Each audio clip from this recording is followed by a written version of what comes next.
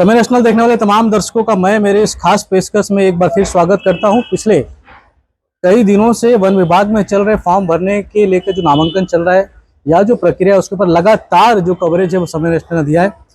इस बात पर कहीं ना कहीं बहुत गहन अध्ययन जो यहाँ के स्थानिक नगर सेविका है श्रीमती धनश्री वैभव भरड़कर, उनका काफ़ी अध्ययन है। उनके साथ पूरी तरीके से पूरे कांटेक्ट अगर कहा जाए पूरे इस जन समुदाय में, क्योंकि बहुत बड़ा जो भाग है विभाग क्रमांक 42 के अंदर आता है जिसका नेतृत्व यहाँ पर वैभव भरड़कर जी कर रहे हैं।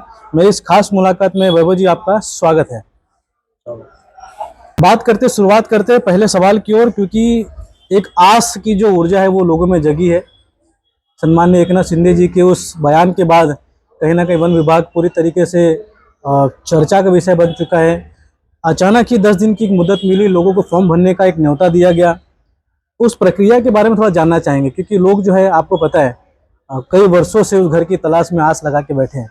अब कहीं ना कहीं विश्वास जगा हुआ, क्या कहना चाहिए? देखिए, जब हमने शिंदे साहब के साथ जाने का निर्णय लिया उसी समय साहब के सामने हमने बाकी किसी बातों का नहीं कहा। उनसे हमने एक रिक्वेस्ट की थी, क्योंकि शिंदे साहब दरिया दिल आदमी है, उनका दिल बहुत बड़ा है, लोगों के लिए बहुत अच्छा सोचते हैं, गरीबों के लिए सोचते हैं।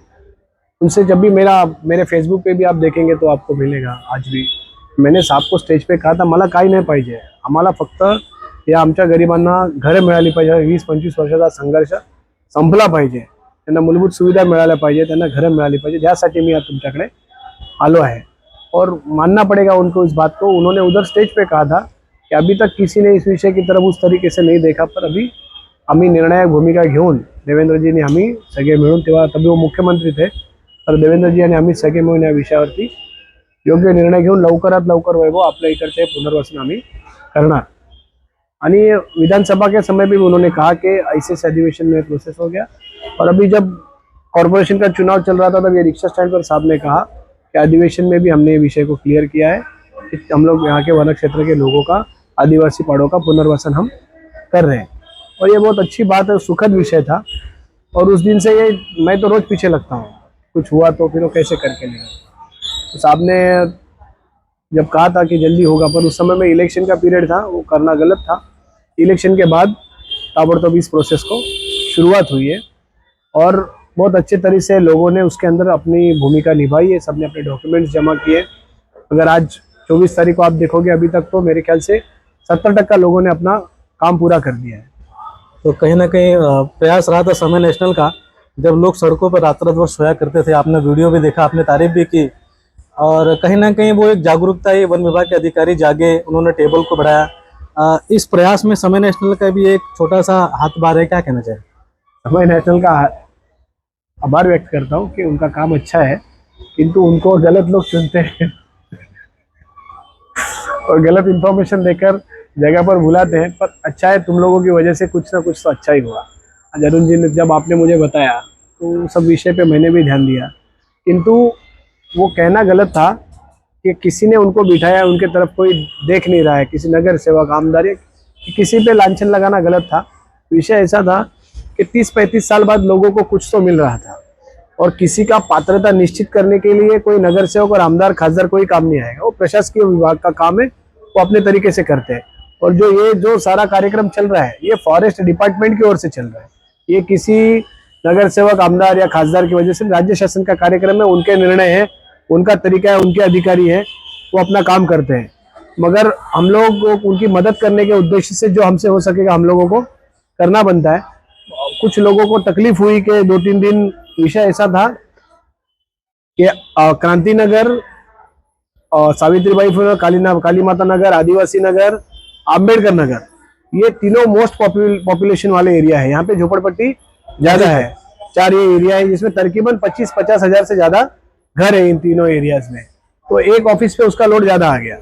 मैंने फिर वो हमारे पाटिल साहब है DFO, उनसे जब मैंने कहा ये बात, बोला साहब एक अंबेडकर नगर को आप उठाकर संजय गांधी राष्ट्रीय आपका संजय नगर का ऑफिस है, वहां पर जो अधिकारी बैठे थोड़े एक्सपर्ट्स भी है, और उनके पास इनको भेज दो।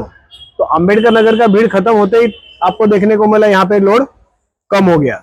और उधर क्या हुआ था, मावड़े नगर था, वहां पर मावड़े नगर, जामुऋषि नगर, वहां पे पक्की बस्ती ज्यादा है, फॉरेस्ट के लोग वैसे कम है, इसके लिए उधर जल्दी खत्म हो गया, जल्दी भीड़ कम थी। और इस ऑफिस पे ज्यादा भीड़ नजर आई। और ये ऑफिस है एकदम नाके पे, जैसे जगह अप्पा पे। पाड़े का बॉटल नेक, प्राइम लोकेशन नहीं कहेंगे मगर बॉटल नेक है वो, तो उसके आजू बाजू में रास्ता नहीं, उतना ही रास्ता है। तो वहां पर होने की वजह से जो लोगों ने लाइन लगाई वो रास्ते पे दिख रही थी और वो भीड़ ऐसा नजर आ रही थी। तो हमारे यहाँ पे कुछ लोग हैं ऐसे जिनको लोग जमा होने के बाद इच्छा हो जाती है कुछ कहने की, कुछ बोलने की, तो ठीक है, वो आगे पीछे का जानकारी नहीं, कुछ मालूम नहीं विषय क्या है, क्यों है, किस वजह से है, तो खाली बस उधर चालू हो जाना, नगर सेवक आमदार आए नहीं, खासदार आए नहीं, तो चलता है। किंतु लोगों के लिए आज ये सबसे महत्वपूर्ण विषय ऐसा था कि 35 साल बाद एक निर्णायक भूमिका पे राज्य शासन पहुंचा है। आज लोगों को घर देने की मानसिकता राज्य शासन की है, ये बहुत बड़ा विषय है। क्योंकि इस विषय को मेरे से पहले भी कुछ लोगों ने लड़ा है, किसी के अपन नहीं कह सकते, किंतु मेरे को भी ये विषय पर मैं खुद इस विषय पे लड़ते लड़ते आज 20 साल तकरीबन मेरी जानकारी के हिसाब से मैं खुद इस विषय पे लड़ रहा हूँ। मैं हाई कोर्ट में लड़ा लाइट्स के लिए, आज भी हमारे पिटिशंस है, मैंने आंदोलन किए लाइट्स के लिए, मोर्चे निकाले पानी के लिए, फॉरेस्ट ऑफिस पे मोर्चे निकाले। आज मूलभूत सुविधाओं की जो बोलते हैं ना, रण में कुछ भी नहीं था, वहां पे कुछ तो लाके हमने छोड़ा, जो लोगों को आज पानी के लिए नीचे उतरना नहीं पड़ रहा है। सबके दरवाजे पे पानी है, शौचालय है, बिजली की उस तरह पे, मगर लोगों के घर में अंधेरा नहीं है। ये लेवल पे काम हमने जो किया। और उसके बाद एक ही विषय था, पिछले कॉर्पोरेशन में लोग मुझे पूछ रहे थे अभी आप क्या करना है आपको, तो मैंने एक ही कहा था कि अगले 5 साल का खाली एक ही टारगेट रहेगा कि हम लोग का पुनर्वसन, और उसकी एक शुरुआत हम लोगों ने अभी ये कर दी। इसका समाधान है आपके सामने है, बहुत अच्छे तरीके से सब काम हो रहे हैं। और ये जब हम लोगों के पास एक फिगर मेरे ख्याल से आने वाली है कि कितने एग्जैक्ट लोग यहाँ पर हैं, उसमें से कितने पात्र अपात्र, इसका निर्णय होगा। उसके बाद फिर जैसे अभी वो लोगों की एक लिस्ट बनाएगी, फॉरेस्ट ने हर झोपड़े का सर्वे किया है, आदमी रहता है उसको एक नंबर दिया है, वो नंबर के साथ वो लोग डॉक्यूमेंट्स ले रहे हैं। उसके बाद अभी पात्र अपात्र ये सारा निर्णय और कितना क्वांटिटी, ये 2 चीज के ऊपर वो लोग का अभी ध्यान उस पे जाएगा। उसके बाद शासन निर्णय कितने जल्द से जल्द उनको जगह उपलब्ध करके देकर हम लोग घर देंगे, उसके विषय पर शिंदे साहब से डिस्कशन होगा। वो प्रयास था समय नेशनल ने, हालांकि उस बात को बहुत क्लियरली कहा था कि जनप्रतिनिधि का ये विषय नहीं है, ये विषय था राज्य सरकार का आदेश था। लेकिन कहीं ना कहीं लोगों को जो पहला आस निकलता है वो पहले अपने जनप्रतिनिधि से निकलता है गुस्सा कि वो पहला जो भड़ास निकालती है जनता, वो जनप्रतिनिधि से निकालती है। हालांकि मैंने उस समय भी इस बात को क्लियर किया था कि इस समय स्थानिक नगर सेवक का या स्थानिक लोगों का काम नहीं है, ये प्रशासन की कार्यप्रणाली है। लेकिन इस प्रयास में अगर स्थानिक नगर सेवक, स्थानिक विधायक, स्थानिक सांसद अगर अपने कुछ कार्यकर्ताओं को भेज के आपके लिए जल पानी की व्यवस्था कर दे, आपको सुचारू रूप से बैठने की व्यवस्था कर दे, ये इनका प्रयास होता है। कहीं ना कहीं उस खबर के बाद आपने दखल ली, आपके लोग वहां पर पहुंचे, आपके लोगों ने बड़ा ही एक सिस्टमेटिक तरीके से लोगों को बैठा के अंदर पहुंचाने का काम किया, वो एक भाग था। समय नेशनल कोई विरोध नहीं करता किसी चीज का, चाहता है कि एक मार्ग बने, प्रशस्त हो और लोगों का काम हो। सबसे अहम किरदार जो था इसमें इस वक्त महाराष्ट्र नहीं, पर अरुण भाई एक विषय ऐसा आ जाता है, आपको गिने चुने कैरेक्टर ही मिलते हैं। मैं वो उस जो खबर की कैरेक्टर बात, वो उस 4 खबर- कैरेक्टर जो कहीं से भी किधर भी रह रहे, वन क्षेत्र में कुछ भी वाद विवादित विषय रहे, वो 4 ही कैरेक्टर मिलते हैं। 5वां आपको कोई हम मिलता तो कैसे चाहते नहीं? हैं कि 5वां भी आए और 6ठा भी आए। इसके ऊपर संशोधन का विषय बना है कि ये 4 ही कैरेक्टर कहाँ से मिलते हैं, इनको छोड़ के 5वां कैरेक्टर मिलता नहीं है।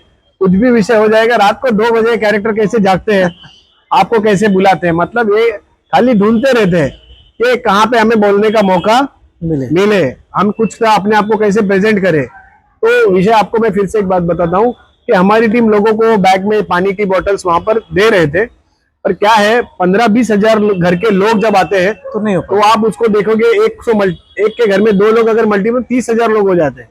तो 30,000 लोगों को एट मोमेंट 1 घंटे में, 24 घंटे में आप उतनी सुविधाएं वहां पर नहीं दे पाते। फिर भी मैंने उनसे कहा था फॉरेस्ट वालों को भी कि आप वो शौचालय वगैरह जो है खुला रखना, पानी के नल आपके खुले रखना, उन्होंने उस हिसाब से व्यवस्था की थी।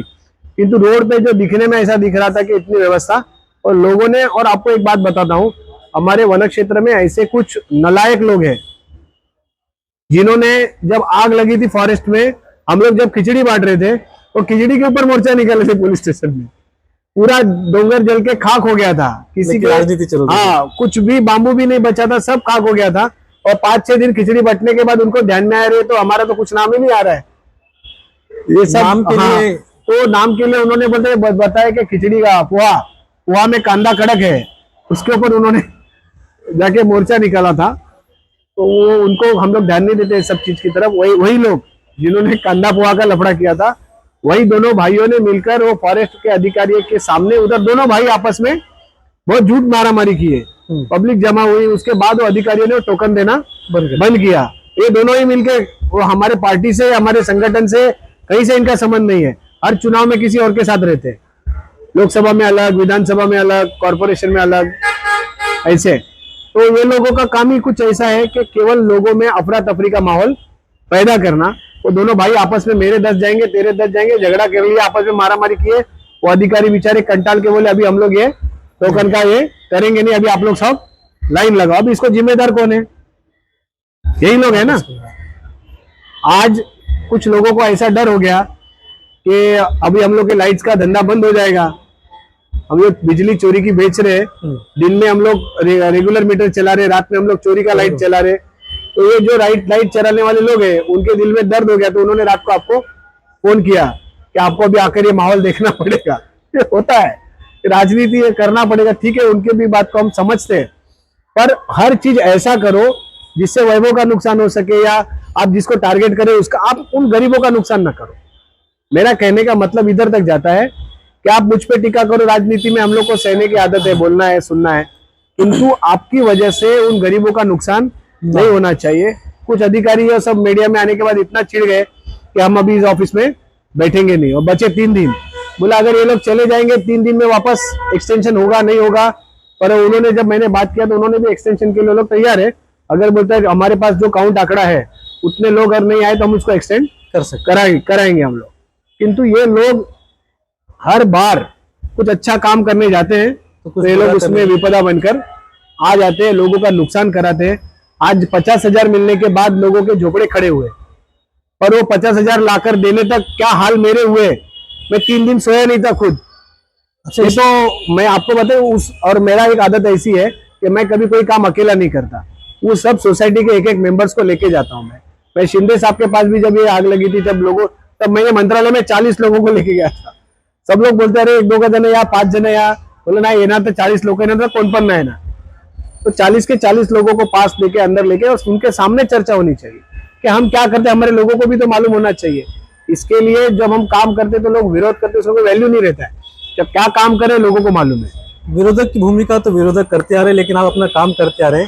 एक अच्छा एक मौका भी था जिस समय ये आग लगी, जब जगह पूरा खाली था, वो एक प्रीमाइसेस पूरी तरीके से वैकेंट था। शासन में उस समय कहीं ना कहीं अधिवेशन में बात उठी, आशीष शेलार जी ने बात उठाई, खुद मुख्यमंत्री थे उस समय एकनाथ शिंदे जी ने बात उठाई कि क्यों ना उन लोगों को जिनका नुकसान हुआ तत्काल चाबी देकर वो जगह जो है वो फॉरेस्ट के ताबे में दे दिया जाए। तो ऐसी क्या बात है कि वो एक अच्छा मौका था जिसमें किसी का विरोध भी होने का कोई चांस नहीं था। क्योंकि आज अगर हम पुनर्वसन के तहत कुछ घरों को तोड़ने जाते हैं या उसमें से कुछ चुनते हैं तो जाहिर सी बात है कुछ लोग का विरोध होगा। उस समय क्या वो तालमेल बन के उन लोगों को घर दिया जा सकता था? तो उतनी बड़ी जो जगह थी वो कहीं ना कहीं फॉरेस्ट एक निश्चित रूप से, और हमारी मांग एक हो सकती है, हमारी भी मांग एक है सरसकट पुनर्वसन, किंतु शासन में बैठे हुए लोगों को कायदा कानून कुछ तो लगता है।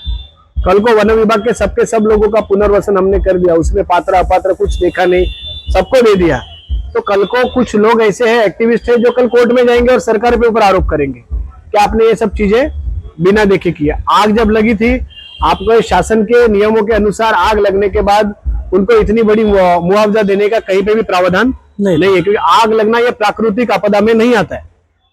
आपका भूकंप हुआ, पानी से आपको कुछ तकलीफ हुआ, ये प्राकृतिक आपदा में आता है। तो आग लगना ये प्राकृतिक आपदा में नहीं आता, तो उधर मदद करना भी एक लिमिट उसके लिए होता है, 2-5 हजार खावटी मदद का उसमें नियोजन है। किंतु जब हम लोगों ने साहब को कहा कि साहब पूर्ण संसार उद्ध्वस्त झाले, कोणाचे डॉक्युमेंट नाही राहिले, कबाट नाही राहिले, भांडी नाही राहिली, लाद्या नाही राहिल्या, तर काय करणार। तो शिंदे साहब का दिल इतना बड़ा है की उन्होंने कहा मग वैभव काय करायला लागेल आपल्याकडून। वैभव बोलला नाही साहेब, शासनाकडून सुद्धा काही मदत झाली तर ती घरं उभी राहतील, आणि त्या कलेक्टरच्या माध्यमातून वो तो उस लेवल पे भी तैयार हो गए थे, आपण वैयक्तिक द्या ना, तुझ्याकडून दे ना, तू वीज पाठवतो तू, साहब का ऐसा आदत ही है, गरीबों का किधर दुख देखते तो उस तरीके से काम था एकदम। बोले तू आपने बोला नाही साहेब शासनाकडून काय होईल ते बघा। तो उन्होंने बोला फिर उसको मुख्यमंत्री सहायता निधि से 50-50 हजार हर घर को देकर 5.5 करोड़ रुपया उन्होंने उस समय पे दिया। और वो भी कलेक्टर के माध्यम से हमने खड़े रह के सबको पैसा वहां पर बांटा।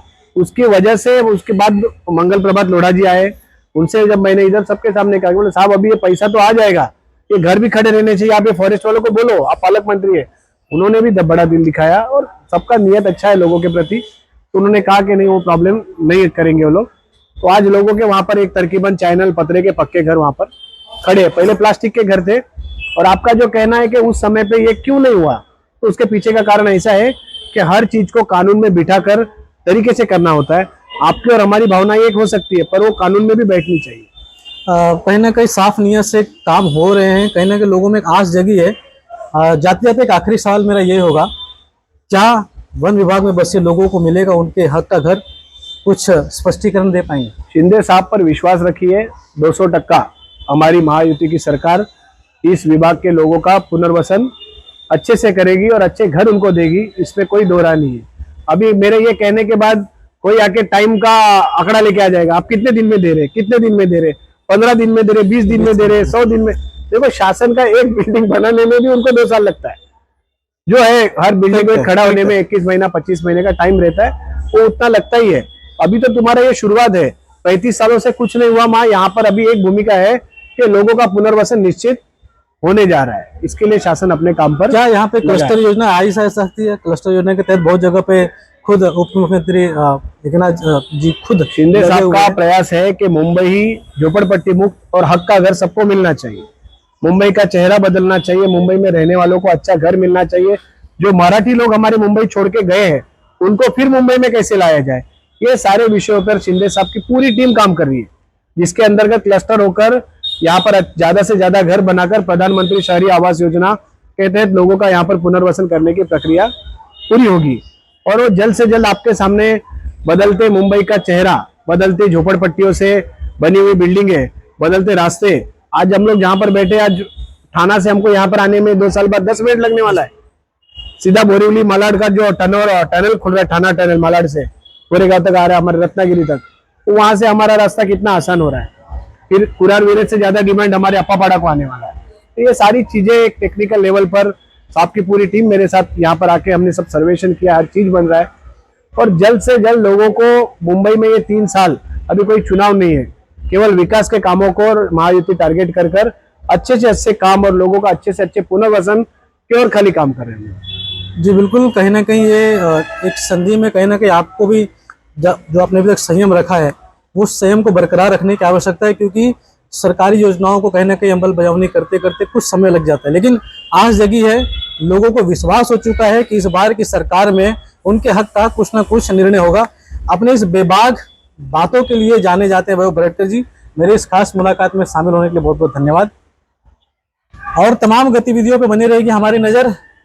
देखते हैं कब मिलता है लोगों को उनके सपनों का घर। सब नेशनल मुंबई।